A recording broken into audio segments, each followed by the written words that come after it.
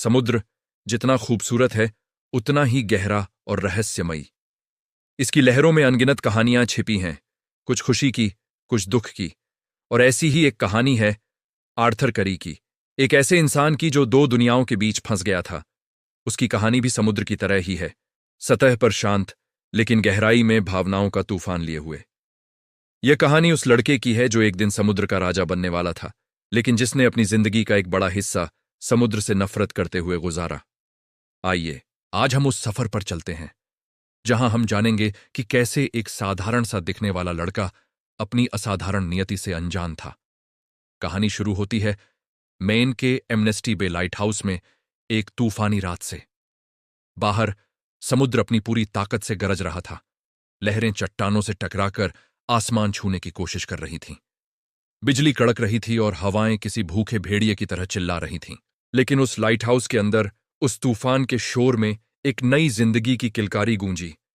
अटलान्ना, Atlantis की रानी, और Thomas करी, एक साधारण लाइट हाउस कीपर के प्यार की निशानी, उनके बेटे आर्थर का जन्म हुआ था। थॉमस की आंखों में खुशी के आंसू थे। उसने अपने नन्हे से बेटे को गोद में उठाया जिसका चेहरा बिल्कुल उसकी मां अटलान्ना पर गया था। अटलान्ना ने मुस्कुराते हुए अपने बेटे को देखा। उनके लिए यह बच्चा सिर्फ एक बेटा नहीं था, बल्कि दो अलग अलग दुनियाओं, जमीन और समुद्र के मिलन का प्रतीक था। उनका प्यार उस तूफान से भी ज्यादा ताकतवर था, और आर्थर उस प्यार का जीता जागता सबूत था। उनके छोटे से परिवार की खुशियां ज्यादा दिन तक नहीं टिक सकीं। अटलांटिस, वो पानी के नीचे की दुनिया जिसे अटलान्ना छोड़ दे चाई थी, उसे वापस बुला रहा था। एक रात अटलांटिस के बख्तरबंद सैनिक उनके घर पर हमला कर देते हैं। उनका मकसद रानी अटलान्ना को वापस ले जाना था। उस रात थॉमस ने पहली बार अपनी प्यारी अटलान्ना का वो रूप देखा जो उसने कभी सोचा भी नहीं था। वह एक मां और पत्नी से एक योद्धा बन गई। उसने अपने त्रिशूल से उन सैनिकों का ऐसे सामना किया जैसे कोई शेरनी अपने बच्चों की रक्षा कर रही हो। घर का सारा सामान टूटकर बिखर गया, लेकिन अटलान्ना ने अपने परिवार पर एक आंच तक नहीं आने दी। उसने हमलावरों को खदेड़ आंच दिया, लेकिन वो जानती थी कि यह सिर्फ शुरुआत है। वे लोग वापस आएंगे और अगली बार शायद वो इतनी भाग्यशाली ना हो। उस रात अटलान्ना ने एक बहुत मुश्किल फैसला लिया। अपने परिवार की सुरक्षा के लिए उसे उन्हें छोड़ दियाच कर जाना होगा। अगली सुबह सूरज निकलने से पहले वो डॉक पर खड़ी थी जहां थॉमस और नन्हा आर्थर सो रहा था। उसकी आंखों में आंसू थे।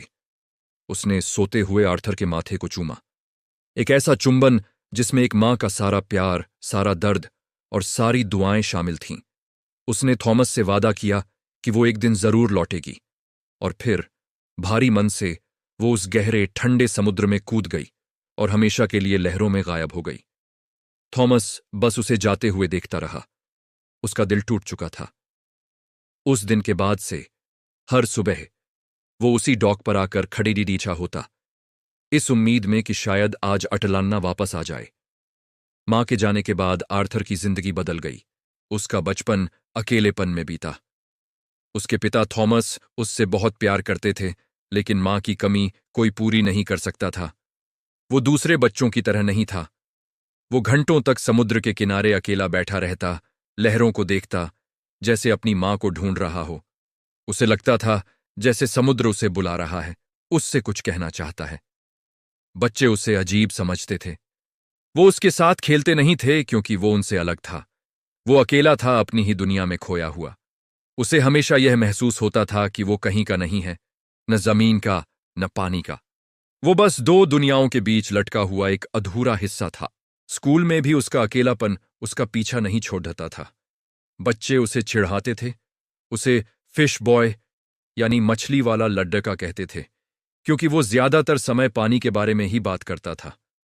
एक दिन स्कूल की तरफ से सभी बच्चों को एक्वेरियम ले जाया गया। वहां भी बच्चे उसे धक्का दे रहे थे और उसका मजाक उड़ा रहे थे। आर्थर गुस्से और दुख से भर गया। वो एक बड्ढे से टैंक के सामने खड़ा था जहां शार्क और दूसरी बद्धी बद्धी मछलियां तैर रही थीं।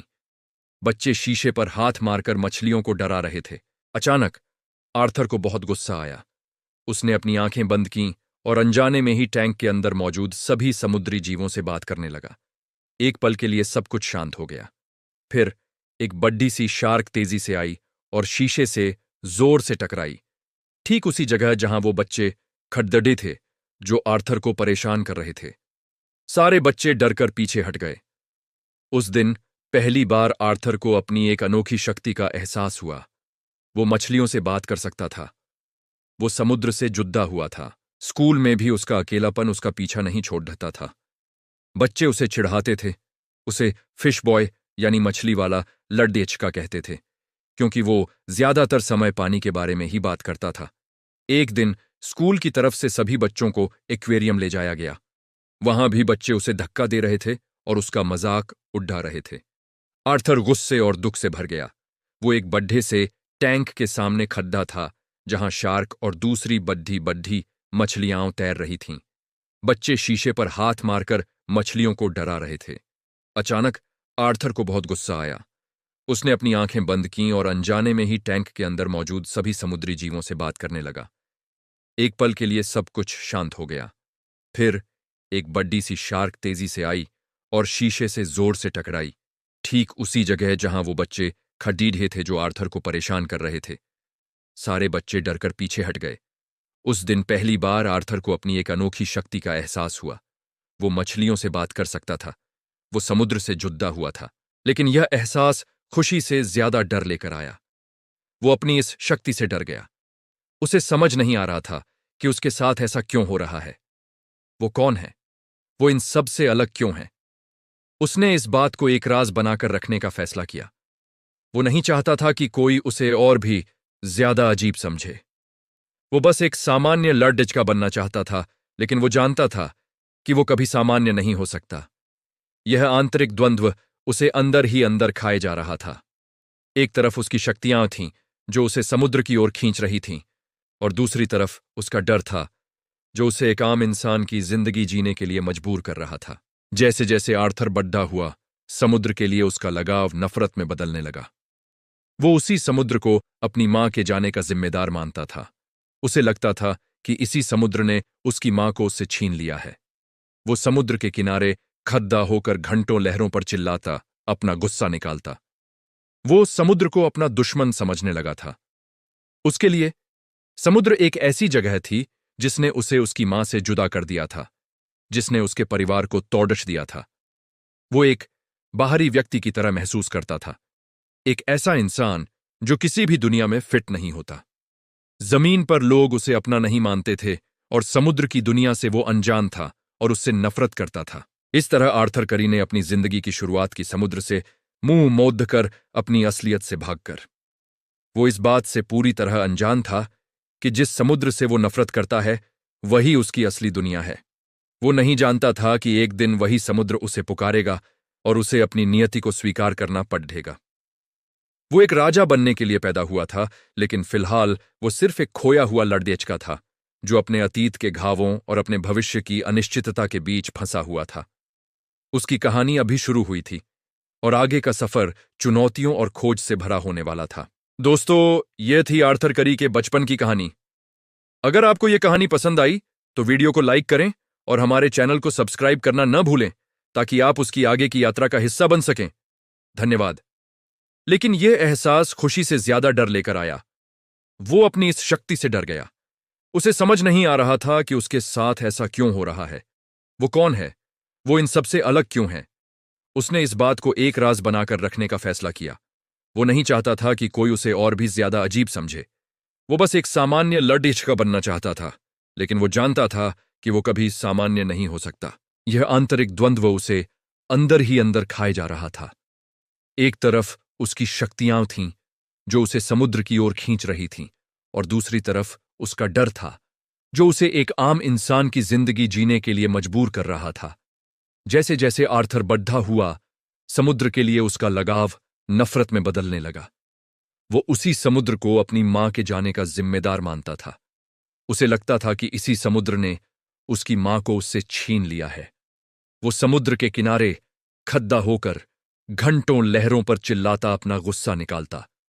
वो समुद्र को अपना दुश्मन समझने लगा था।